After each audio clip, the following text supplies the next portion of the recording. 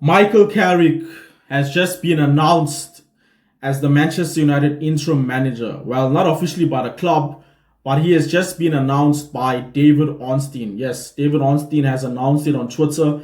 I've just seen the post about an hour ago, so I had to make this video.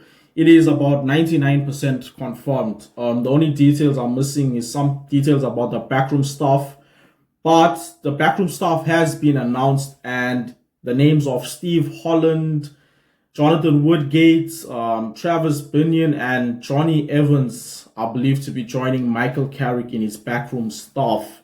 So let's talk about Carrick. He was in competition with Ole. The club had a choice between the two of them. And to me, the club has made the right decision. Michael Carrick is the preferred choice of mine. And I think it's the better choice for the club. So Ole was the past. Carrick is the future. Carrick actually managed United as an interim manager in 2021. For those of you that don't know or may have forgot, he actually managed 3 games, and those 3 games were quite difficult games. We faced Villarreal in the Champions League. It was, I believe, a qualification game for the knockout stages, and Carrick won that game. He also played Chelsea, which he drew, and he played Arsenal, which he won. So he's done it 3 times, right? He has a 100% winning record so far, which is good. So how does Carrick differ from a Ole or Amran? Firstly, he ain't going to play no back three. Carrick is not going to play a back three, right?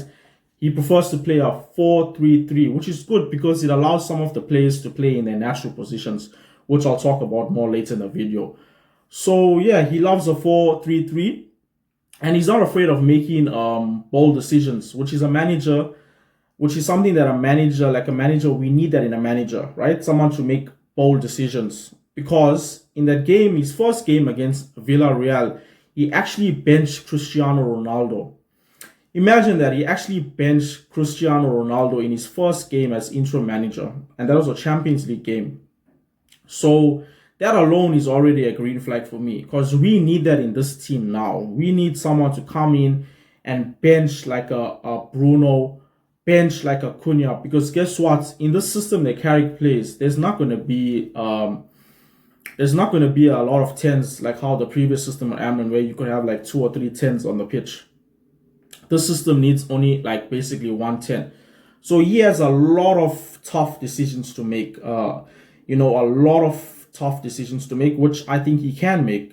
And like I said, he prefers to play a back 4, which I personally believe is way better than whatever Amran was playing, back 3, or I don't know what Amran was playing. And is also better than something that Ole would have played, because Ole would have played this, I don't know, counter-attacking football, which I don't think we can do at the moment now. So this is good. This is good overall. Carrick did manage his last club that he managed, I believe, was Middlesbrough. Yeah, it's a championship club.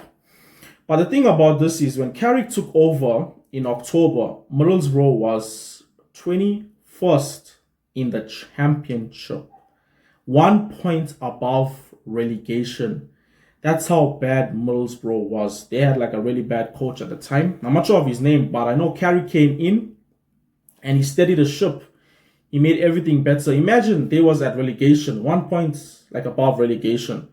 And Carrick did so good is that he won 40 points from his first 17 games. To me, that's good. Like anyone can say, okay, the championship, so what? But believe me, the championship is a very tough league. It's a very tough league. So that already shows us that he can come in to a team that's not doing so good and transform it. Now, I understand it's a championship, but at least he has that trait of turning a bad situation into a very good situation. So already that's another positive about Carrick. By the end of the season, he got them from 21st to 4th place. He finished the season with them with like a 46 to 50% win percentage, and that was like the Middlesbrough highest win percentage for a manager in their modern history. So that was big. So that tells us a lot about Carrick. Also, I don't know if some of you all know this, but you will know this player, Morgan Rogers. Yeah, Morgan Rogers from Aston Villa. Michael Carrick actually managed him at Middlesbrough. So this also tells us that Carrick is good with player development, something that I think this team is lacking. Because we have players in our team, yeah, and the players in our team, I don't think they've been developed properly. Honestly, I don't think Amran was developing any of our players. We have players like Ahmad, Lenny Yoro. These are young players, even Kobe Mano. Like, these are young players that need to be managed properly. They need to be given, a shoulder to, like, the manager, someone to talk to, someone that's chill, but also intelligent. And I think Carrick will do that. He will really help the players like Kobe, Yoro, Ahmad, Haven. He could potentially make them even better. Not saying that they are bad players now, but I feel they can go up to a better level than what we've seen. So he has player development. He knows how to steady the ship. The fans will love him. The fans will love him because, Michael Carrick, the fans were already singing his name the other day. So, yeah, he ticks everything ticks. The only concern is that, he's not as experienced. He never managed a big club like this. He is a club legend, but he never managed a big club like this. So, yeah, and, this is the Ineos philosophy now. Jason Wilcox and Omar Barada, I don't rate these guys. I don't rate Ineos. But apparently they have this new philosophy where they're looking at younger talent now. Even with the players. Yesterday, Wilcox was saying that, I saw something on Twitter, and he was saying that Wilcox is looking for better players like Sesko, Dorgu, and Lamont. He's looking for players that will be the best players in like 2 to 3 years. So it looks like they're also doing the same things with the manager now because they're looking for someone who's younger and someone who can be better in the few years. I think this is a good model, but we also need experience. Come on, guys. Like, this is Manchester United. How long more are we going to wait for players to come good or for managers to come good? And like Jim Ratcliffe was just saying, like in another interview, that he's going to give Amran full 3 years. And then he sacked, bro. He sacked Amran. So I don't know what to believe. I don't know what to believe anymore. But this is the direction that they are supposed to be going, getting younger talent who can be really good in the future.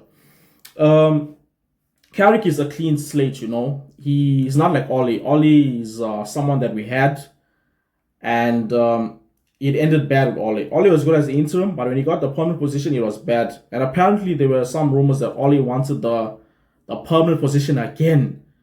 Nah. So once again, Carrick, this will benefit Carrick though. Like, if you really think about it, Carrick can come here, he can do a really good job, or he could do like a medium job, not so good, but he could still have some benefits from this. Like, there's a lot of clubs that will look for a manager like Michael Carrick if he does well at Manchester United. The amount of exposure that he'll get, clubs will be pawning him. Like Crystal Palace, I think Glaston's going to leave in the summer.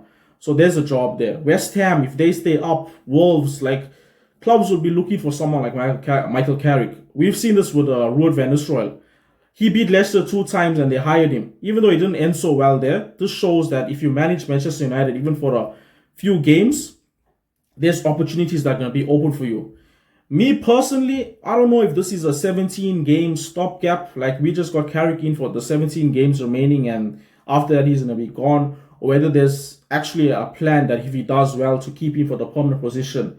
My personal take is that I don't think we should give Carrick the permanent position. Whether even if he gets us top 5, I don't think we should get him permanently. I think we need an experienced manager. No more young managers. We need someone like a Carlo Ancelotti, a Thomas Tuchel. Like, we need someone experienced. Not Southgate. I don't want Southgate. I want someone else experienced. Please, no to Southgate. So even if Carrick does well, I don't think we should keep him as the permanent manager. I don't think we should do that. Yeah, that's my take on this. So his first game is against Man City on Saturday, and boy, does he have a tough task at hand. First game against Man City at Old Trafford on Saturday, and yeah, I wouldn't expect much considering this is his first game. Everything is still new. The ideas are still new. He hasn't even had one training session with the team yet. So if we lost that game, I wouldn't be so mad, but I wouldn't be surprised if we got a draw out of that game. I think a draw is the most realistic approach that we can get out of this game. I don't think Carrick's going to go out there and tell the boys to play risky. I don't think he'd want to get embarrassed in his first game in charge. I think he'd want a respectable scoreline. So my honest take is that we could get a draw in that game. And I will talk about that more on another video. Probably on Friday, I'll drop the preview for the City game. But my quick take on this now about Carrick is that I think he'll try to do something respectable. So yeah, in conclusion, overall, I'd say I'm happy with this decision. I prefer Carrick over Ole. So yeah, happy. Let me know what you guys think. Whether this was the right decision, the wrong decision, whether you would have preferred Ole or someone else. And yeah, guys, this has been it for the video. Hope you guys liked the video. Please consider liking it, subscribing, turn on post notifications if you want to see more content like this. I do post regularly on the channel. As soon as there's something for me to post, I will post it. So yes, guys, this is Jordan Talks Football. Hope you enjoy the rest of your day, evening, and peace.